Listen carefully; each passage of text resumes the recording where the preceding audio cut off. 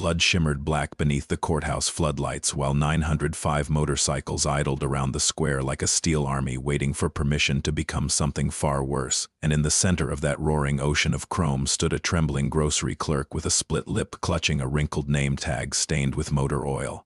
And tears. The air smelled like gasoline, burned rubber, rain on hot asphalt. A sheriff's deputy tightened his grip on a shotgun so hard his knuckles went white beneath the fluorescent glow spilling from the courthouse windows, but nobody inside that line of leather-clad men looked remotely afraid. Not one of them blinked. The engines kept rumbling, low, violent, endless. Somewhere near the front row, a massive biker with tattooed hands and a faded death's head patch slowly removed his gloves, revealing brass knuckles scarred from years of damage, and when he spoke, his voice carried through the square like gravel dragged across concrete. "You humiliated him," he said. "Now you answer to us." Across the courthouse steps, store owner Trevor Kane backed away so quickly he nearly slipped on the marble staircase, sweat pouring down the collar of his expensive gray suit while television cameras captured every terrified second. 905 Hell's Angels had arrived in one night, for one grocery clerk. But to understand why 905 Hell's Angels descended on a single California town prepared for war, we need to go back to the cold Thursday morning when Noah Bennett walked through the employee entrance of Redwood Valley Market for the last time. Rain hammered the gutters above the loading docks that morning. Hard rain, the kind that turned alleyways into rivers of oily black water and filled the air with the smell of wet cardboard and rusted steel. Noah Bennett lowered his hood carefully before stepping inside the grocery store's rear corridor, already bracing for the noise. Waiting beyond the swinging doors, he was 22 years old. Tall, thin, pale from years spent under fluorescent lights, his hands shook when people yelled too loudly, and crowded rooms made his chest tighten until breathing felt like swallowing broken glass. Doctors called it autism spectrum disorder. Trevor Kane called it weakness. The overhead lights buzzed violently as Noah pushed a squeaking mop bucket past stacks of canned soup and dented produce crates, keeping his eyes down because eye contact usually made people uncomfortable or angry, or both. "You're late again, Rain Man." The voice slammed into him before he even reached the main floor. Noah froze. Instantly. Trevor Kane stood near register for holding a coffee cup and a clipboard, his slick black hair combed so tightly it looked painted onto his skull beneath the harsh store lighting. Gold cufflinks flashed beneath his coat sleeves every time he moved his hands. Everything about Trevor Kane looked expensive. Everything about him smelled rotten. Noah checked the cracked digital clock above customer service. 7:58 a.m. He wasn't late. But correcting Trevor usually made things worse. "As sorry," Noah whispered automatically. Trevor smirked. That smirk had ruined entire lives inside Redwood Valley Market. Teenage cashiers quit after panic attacks. Elderly stock workers disappeared after payroll mistakes. Single mothers got written up for taking sick days when there. Children were hospitalized. Trevor enjoyed power the way arsonists enjoy gasoline, slowly, greedily, publicly. "You think sorry pays for labor costs?" Trevor snapped loud enough for nearby employees to hear. "Maybe if your brain worked faster, we wouldn't have to babysit you every damn shift." A few workers looked away awkwardly. Others laughed quietly. Noah felt heat crawl into his ears. The buzzing lights overhead suddenly sounded deafening. Every fluorescent hum, every shopping cart wheel squeak, every scanner beep. They all piled into his skull at once until his stomach twisted violently beneath his rain-soaked jacket. He nodded quickly. "Yes, sir." Trevor stepped closer, close enough for Noah to smell expensive cologne mixed with stale cigarette smoke. "You missed a spot in aisle 6 yesterday," Trevor muttered. "Customers noticed. Maybe if you spent less time staring into space like a freak, you'd keep up." Noah stared at the floor tiles, white and faded green, cracked near the freezer section. Safe patterns. Patterns helped. "I'll fix it," he whispered. "Of course you will." Trevor smiled wider. "Because nobody else is stupid enough to hire you." The words hit harder because Noah secretly feared they were true. His mother died when he was 16, heart failure. His father disappeared before Noah learned how to shave. After that came shelters, cheap apartments, temporary programs, job interviews that ended the moment managers noticed how uncomfortable he became during conversations. Redwood Valley Market was the only place that kept him longer than 3 months.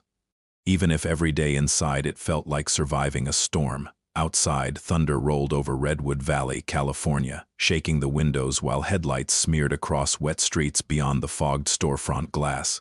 Noah grabbed his mop. Work meant structure. Structure meant survival. So he worked, hour after hour, beneath buzzing fluorescent lights. He cleaned freezer leaks, restocked canned vegetables, collected shopping carts in freezing rain while customers ignored him completely. And every few hours Trevor Kane found new ways to remind Noah how small he was, always in public, always loud, because humiliation was Trevor's favorite currency. By noon, Noah's shoes were soaked through completely. Cold water squished inside his socks as he pushed carts across the parking lot beneath a dark gray sky that smelled like diesel fumes and incoming winter. That was when he saw the motorcycle, black Harley Davidson, huge, weathered, chrome glistening beneath rainwater. It sat crooked near the far edge of the lot beside a flickering street lamp, steam curling faintly from the engine casing. Something about it looked wrong, too still. Noah glanced closer. A little boy sat on the curb nearby, hugging his knees beneath an oversized denim jacket, maybe 6 years old, blonde hair soaked from rain, face pale with fear, and beside him lay a massive man in a leather vest partially slumped against the motorcycle tire, blood running down one tattooed arm onto the pavement. Noah stopped breathing for half a second. The child looked up first. His lips trembled violently.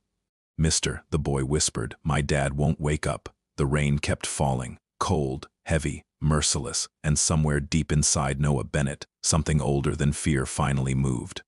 The biker's blood mixed with rainwater beneath the parking lot light, swirling crimson through oily puddles while passing cars hissed across soaked asphalt without slowing down once. Nobody noticed them. Nobody except Noah. The little boy couldn't stop shaking. His tiny fingers clung to the biker's leather vest like letting go might somehow make the man disappear completely. "Dad," the boy whispered again, "please wake up." Noah crouched carefully beside them, ignoring the cold water soaking through his knees almost instantly. The biker was enormous up close, broad shoulders, thick gray beard, tattoos disappearing beneath rain-darkened sleeves. A faded Hell's Angels patch stretched across the back of his cut, scarred from years of road wear and desert sun. Blood seeped steadily from a deep gash along his ribs. Fresh, bad. Noah's pulse began hammering painfully inside his ears. Hospitals meant questions. Questions meant noise, chaos, police. But the child's terrified face locked onto him with desperate hope, and Noah couldn't walk away from that, not anymore. "What happened?" Noah asked softly. The boy sniffled hard. "Truck hit us." Noah glanced toward the street. Half a block away, shattered motorcycle debris glittered beside an intersection beneath flashing yellow traffic lights. Hit and run. Of course nobody stopped. The biker groaned faintly, alive, barely. Noah swallowed hard and pulled out his ancient flip phone with trembling fingers, dialing emergency services while rainwater dripped from his sleeves. The dispatcher answered immediately. Questions started instantly. Location, condition, consciousness. Too many words. Too fast. Noah struggled to keep up while panic tightened around his throat like barbed wire. But he stayed. He forced himself to stay. When the ambulance finally arrived, red and blue lights exploded across the wet parking lot, reflecting violently off chrome and puddles while paramedics rushed toward the injured biker. One of them glanced at the vest patch and muttered something under his breath. The mood changed instantly. Not fear exactly. Recognition. Respect. The little boy grabbed Noah's sleeve before climbing into the ambulance. "Thank you," he whispered. Noah nodded awkwardly. Then the child reached into his pocket and handed Noah a small metal object. "A motorcycle key," Dad said. "Never leave the bike." The ambulance doors slammed shut. Gone. Rain swallowed the sirens almost immediately. Noah stood alone beside the abandoned Harley while cold wind swept through the parking lot carrying the smell of wet gasoline and distant highway exhaust. Then Trevor Kane's voice exploded behind him. "What the hell are you doing?" Noah flinched violently. Trevor stormed across the parking lot holding an umbrella while several employees watched through the storefront windows. "You abandoned carts during peak lunch traffic," Trevor shouted. "For this." He pointed disgustedly toward the motorcycle. Noah tried explaining. Accident, child, ambulance, blood. The words tangled together. Trevor rolled his eyes before Noah finished half a sentence. "You left company property unattended because some biker wrecked his toy." He was hurt, Noah said quietly. Trevor stepped closer until rain splashed against both their shoes. You know what I see. Trevor hissed. I see a mentally defective stockboy causing losses again. The words landed like punches. Noah's breathing became shallow instantly. Trevor noticed and smiled, because predators always notice weakness. You think anybody cares about freak charity cases? Trevor continued loudly. Look at you. You can barely function. Several customers nearby slowed to watch. Noah felt heat and static overwhelm his senses simultaneously. The rain, the lights, the traffic noise, Trevor's voice. Everything crashed together until his vision blurred painfully. Then Trevor grabbed the motorcycle key from Noah's hand. You know what? Trevor sneered. Maybe we'll tow this garbage heap and charge storage fees, since you love helping losers so much. No, the word escaped Noah before he could stop it. Trevor blinked. Noah almost never pushed back. Excuse me? Trevor asked softly. Dangerous soft, that belongs to the little boy, Noah whispered. Trevor laughed directly in his face. Then he tossed the motorcycle key into a flooded drainage ditch beside the curb. The child's face flashed through Noah's mind instantly. Never leave the bike. Without thinking, Noah dropped to his knees in freezing rainwater and reached blindly into the filthy ditch while employees laughed from the windows. Mud coated his sleeves. Oil slicked across his fingers. Trevor stood above him smiling like a king watching an execution. There he is, Trevor announced loudly. Store mascot doing tricks. Cars slowed now. People stared openly. Noah kept searching, because promises mattered, even small ones. Finally, his fingers brushed cold metal beneath filthy water. The key. He grabbed it tightly. Trevor's smile faded slightly when Noah stood again, not angry, not shouting. Just standing there silently clutching the mud-covered key while rain poured off his hood. Something about that silence unsettled him. So Trevor did what cowards always do when discomfort appears. He escalated. You're fired. The parking lot went quiet except for rain. Trevor smirked again. Get your things and disappear before customers. Complain. Noah stared at him blankly. The words barely registered at first. Fired. Gone. No paycheck. No apartment rent. No food next month. Nothing. Trevor leaned closer one final time. And if I ever see you near my store again, he whispered, I'll call the police myself. Then he walked away laughing beneath his umbrella while employees scattered awkwardly back inside. Noah stood motionless beside the motorcycle for nearly a full minute after that. Rain soaking his clothes, mud dripping from his fingers, heart collapsing quietly inside his chest. But he still didn't leave the bike, because somewhere in a hospital across town, a frightened little boy trusted him, and that mattered more than Trevor. Kane could possibly understand. Night settled over Redwood Valley like wet charcoal smoke. Cold wind rattled rusted chain-link fences while neon motel signs flickered beside empty streets slick with rainwater and oil. Noah sat alone beneath the grocery store loading awning long after everyone left, clutching the motorcycle key inside both hands like it was the last solid thing remaining in his life. His backpack rested beside him. Everything he owned fit inside it. 2 shirts, medication bottles, a photograph of his mother smiling beside a birthday cake 16 years earlier, and $34 folded carefully into his wallet. That was it. The rain finally slowed around midnight. Noah stared across the parking lot toward the abandoned Harley-Davidson still. Sitting beneath the broken street lamp, nobody had touched it. No tow trucks, no police, just darkness and rainwater reflecting chrome. He knew he should leave, find shelter somewhere. But every time he tried standing, he remembered the little boy's voice. Never leave the bike. Promises mattered, especially when someone scared trusted you enough to make one. So Noah stayed. Hours passed. Traffic disappeared entirely. The only sounds left were distant highway engines and the low electrical hum from the grocery store refrigeration units vibrating through the walls behind him. Then headlights appeared. Black SUV. Noah stiffened instantly. The vehicle rolled slowly into the parking lot before stopping near the motorcycle. 3 men stepped out. Leather jackets, heavy boots, hard faces carved from scars and road years.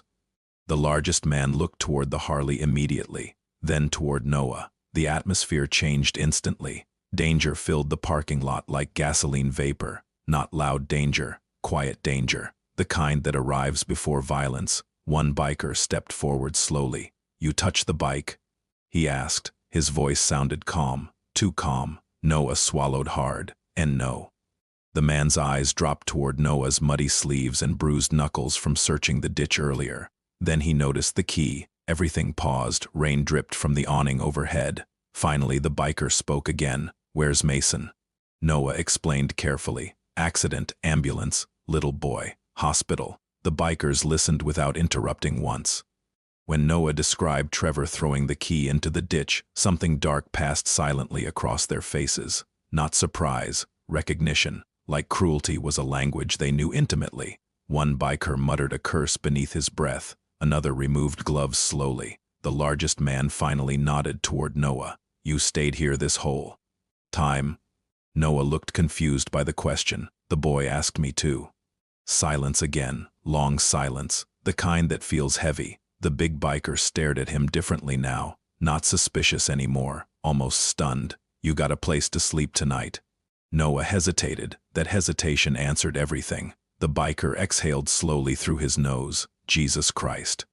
A few minutes later, Noah sat inside the SUV wrapped in a heavy flannel blanket while the bikers loaded Mason's Harley into a trailer behind them. The heater smelled like cigarette smoke, leather, and motor oil baked into old upholstery, strangely comforting. Nobody mocked the way Noah avoided eye contact. Nobody laughed when he struggled. Speaking quickly, nobody called him names. That alone felt unfamiliar enough to hurt. They drove through sleeping streets toward St. Mercy Hospital on the edge of town. Cold fluorescent lights glowed behind giant glass windows overlooking the rain-soaked parking structure. Inside the ICU waiting room, Noah saw the little boy instantly. The child jumped from his chair the moment he recognized him. "You stayed." Before Noah could react, the boy wrapped both arms around him fiercely. Noah froze completely, not from fear, from shock. People almost never touched him willingly. The child's name was Caleb, and the injured biker was Mason Granger, chapter president of the Redwood Valley Hells Angels. That information hit Noah like distant thunder. He knew the name, everyone did.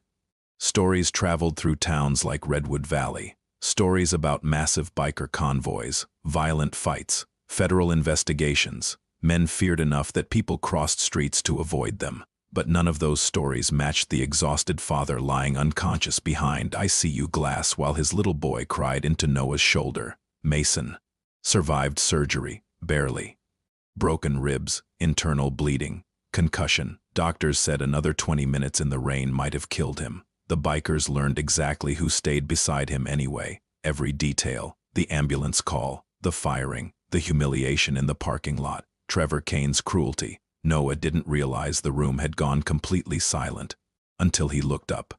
Nearly 12 bikers stood throughout the waiting room now. Huge men, scarred men, dangerous-looking men, and every single one of them stared at Noah with expressions growing darker by the second. One finally spoke. "What's the owner's name again?" Noah shifted nervously. "Trevor Kane." The biker nodded once, slowly, like memorizing it. Another biker looked toward the hospital window overlooking town lights. "The boy stayed in the rain all night for the kid," he muttered quietly. Nobody answered, because some acts speak loudly enough on their own. Near dawn, Caleb fell asleep beside Noah in the waiting room chair with his head resting against Noah's shoulder. Noah didn't move for almost 2 hours. Afraid waking him might somehow break the moment. Outside, rain clouds finally began clearing above Redwood Valley. Cold blue dawn light stretched across empty streets and silent desert hills, and somewhere deep inside California's biker network, phones had already started ringing. By sunrise, the story had traveled farther than Trevor Kane could possibly imagine. It moved through highways, garages, desert clubhouses, through cigarette smoke and grease-stained workbenches, through old flip phones buzzing beside half-empty whiskey bottles. A mentally challenged grocery clerk stayed all night protecting the chapter. President's son, after a hit and run, got fired for it, humiliated publicly, still kept his promise. Men who lived by loyalty heard that story and reacted exactly the way storms react to pressure changes, violently. Trevor Kane arrived at Redwood Valley Market just after 7 the next morning wearing a tailored charcoal coat and expensive leather gloves, completely unaware that his life had already begun collapsing overnight. The sky hung low and gray above town. Cold wind pushed newspapers through gutters while early customers shuffled toward the grocery store carrying umbrellas and coffee cups. Everything looked normal until the first motorcycle arrived, Black Harley, loud enough to rattle storefront windows. It rolled slowly into the parking lot and stopped directly beside the entrance. The rider didn't enter the store. He just sat there silently beneath mirrored sunglasses. Then another motorcycle arrived, then 3 more. Trevor noticed by the time there were 12. His irritation surfaced instantly. "Call parking enforcement," he snapped toward an assistant manager. "I'm not running a damn biker bar." But the motorcycles kept coming, chrome flashing beneath gray morning light, engines growling low across wet asphalt. Customers stopped walking. Employees gathered nervously behind windows. By 8:30, 47 fully patched Hell's Angels surrounded the parking lot. Nobody smiled. Nobody spoke loudly. They simply waited. Trevor finally stormed outside. Bad decision. The cold air smelled like exhaust fumes and rainwater as he marched across the parking lot toward the nearest biker. "You people need to leave private property immediately." No response, just engines idling. Trevor's confidence wavered slightly. Then another wave arrived. Motorcycles poured into Redwood Valley from every direction now. Highway entrances, back roads, desert routes cutting through surrounding hills. The sound became impossible to ignore, a mechanical earthquake rolling across town. Store windows vibrated continuously beneath the noise. By noon, helicopters circled overhead. Local police established barricades near downtown intersections. News vans appeared beside gas stations, and still the bikers kept arriving. 100, 200, 300. Leather cuts filled the streets surrounding Redwood Valley Market like an occupying army. Trevor stopped shouting by then. Fear replaced arrogance rapidly once he realized nobody intended to leave. Inside St. Mercy Hospital, Noah sat beside Caleb coloring dinosaurs on scrap printer paper completely unaware of what was unfolding across town. Mason remained unconscious but stable. Around them, bikers moved quietly through hospital corridors carrying coffee, food, blankets. The atmosphere felt strangely protective. Safe. Noah wasn't used to safe. Then the hospital television switched to breaking news. The screen showed aerial footage of Redwood Valley completely overwhelmed by motorcycles, rows upon rows of chrome. Leather, black denim, red and white patches stretching through intersections for blocks. The reporter sounded shaken. "Authorities estimate several hundred Hell's Angels members have entered Redwood Valley since early morning hours." Caleb pointed excitedly at the television. "That's us." Noah stared speechless. Then the camera found Trevor Kane outside the grocery store arguing with police while hundreds of bikers watched silently behind him. The reporter continued. "Sources claim the gathering may be connected to allegations involving mistreatment of a disabled employee." Noah's stomach dropped instantly. "This is because of me," he whispered. An older biker standing nearby answered calmly. "No," he adjusted his leather gloves slowly.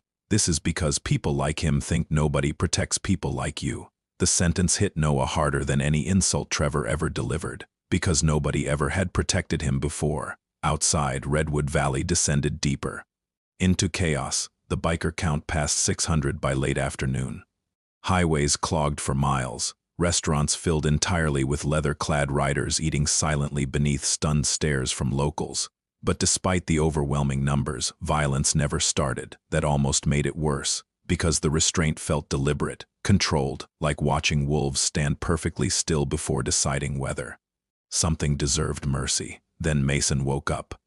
Late afternoon sunlight filtered weakly through ICU blinds while machines beeped steadily around him. His face looked pale beneath bruises and oxygen tubing, but his eyes focused immediately on Caleb, then Noah. Caleb burst into tears instantly. Mason hugged his son carefully despite broken ribs while Noah awkwardly stepped back toward the wall, trying not to intrude on something deeply personal. Then Mason looked directly at him.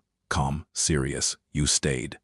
Noah nodded quietly. Mason glanced toward the television still showing aerial footage of hundreds upon hundreds of motorcycles surrounding town streets, then back toward Noah. "You know why they came?" Noah shook his head slowly. Mason winced painfully while sitting upright. "Because loyalty matters to us more than fear." The room fell silent except for hospital monitors. Mason continued staring at Noah for another long moment before speaking again. My son said they laughed at you. Noah lowered his eyes instantly. Mason's expression hardened. The temperature in the room seemed to drop. Outside the hospital window, hundreds of motorcycles glimmered beneath fading sunset light. Then Mason reached beside the bed and handed Noah something small, a worn Hell's Angels support coin. Scarred from years of road wear. You protected my boy, Mason said quietly. Now we protect you. By nightfall, the biker count reached 905. Redwood Valley had never seen anything remotely like it. Courthouse steps filled with leather and chrome. Gas stations packed shoulder to shoulder with motorcycles. Entire highways glowing red beneath endless brake lights stretching into darkness. And at the center of it all sat Trevor Kane inside the sheriff's office, shaking uncontrollably, while investigators reviewed financial records seized only hours earlier. Because once bikers started digging into Trevor's life, they discovered something ugly: payroll theft, money laundering, illegal intimidation tactics, missing employee benefits, evidence everywhere. People Trevor abused for years suddenly found courage to speak once they realized an army stood outside. Cowards lose power quickly when fear changes direction. Around midnight, the decision came down. Trevor Kane would be arrested publicly the following morning on fraud and embezzlement charges. But the bikers weren't finished yet, not even close. The courthouse square smelled like rain-soaked concrete, gasoline, and fear the next morning. Pure fear. The kind that leaks through expensive suits and trembling hands no matter how desperately someone tries hiding it. Television crews packed the sidewalks before sunrise. Satellite vans lined nearby streets. Deputies moved nervously through metal barricades while the roar of hundreds upon hundreds of idling motorcycles vibrated through the cold morning air like distant artillery. 905 Hell's Angels filled Redwood Valley, and every single eye waited for Trevor Kane. Noah stood near the courthouse entrance wearing a borrowed flannel jacket 2 sizes too large, while Caleb sat beside him eating powdered donuts from a paper bag. He still couldn't fully process any of this. The noise alone felt unreal, engines rumbling endlessly beneath gray skies, leather cuts shifting through crowds, the metallic smell of chrome and cold air mixing together until the entire town felt transformed into something mythic, terrifying, beautiful. Mason stood nearby despite visible pain from his injuries, massive arms folded across his chest while television reporters avoided getting too close. Nobody wanted to cross invisible lines this morning. Then courthouse doors opened. Trevor Kane appeared between 2 deputies, and the square erupted instantly. Not screaming, not chaos, something worse: silence. Hundreds upon hundreds of bikers watching without speaking a single word while Trevor stumbled down the courthouse steps. In handcuffs beneath flashing cameras, that silence crushed him harder than violence ever could. Trevor searched desperately for confidence, for control, for superiority, but none remained. Because for the first time in his life, he stood completely powerless before people who could not be intimidated. Reporters shouted questions immediately. Did you steal employee wages? Did you target disabled workers? Did you falsify payroll documents?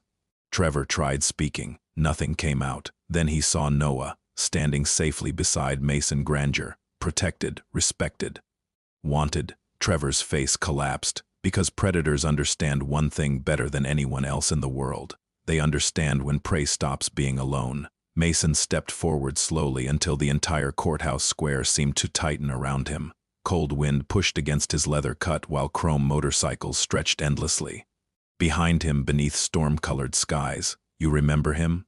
Mason asked calmly. Trevor stared silently at Noah. Mason nodded once. "He stayed beside my dying body in the rain while you laughed at him." The cameras captured every second, every twitch, every drop of sweat sliding down Trevor's temples. "You thought kindness made him weak," Mason continued quietly. "But kindness is the only reason you're still breathing comfortably right now." Trevor visibly shook. Noah looked overwhelmed by all of it. The noise, the attention, the cameras. Mason noticed instantly. So he gently placed one massive hand against Noah's shoulder and guided him backward from the crowd. Protective, simple as that. The gesture hit harder than speeches ever could. Because Noah Bennett spent most of his life treated like a burden people tolerated. Now 905 men stood ready to tear apart an entire town for humiliating him. That changes a human being, deeply. Later that afternoon, the final surprise arrived. Mason brought Noah to an empty building just beyond Redwood Valley's main highway strip. Old brick exterior, fresh paint, large front windows overlooking traffic and desert hills beyond town. Construction crews worked inside while several bikers unloaded refrigeration equipment from trucks. Noah looked confused. Mason handed him an envelope. Inside sat legal paperwork, ownership documents, business licenses, bank statements. Noah stared silently at the numbers printed across the pages. He didn't understand at first, then realization hit this. Mason nodded. Yours. Noah's hands started shaking violently. The building, the money, the paperwork, everything, paid in full. No loans, no debt. A community grocery market owned entirely by Noah Bennett under a protected trust established by the club and local supporters who heard his story.